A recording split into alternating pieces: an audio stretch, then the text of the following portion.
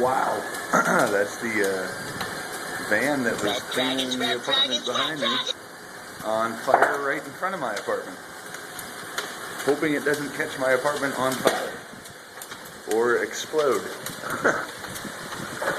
It really seems like it might do. We can go around to the other side, see if I can get a better look without getting blown up.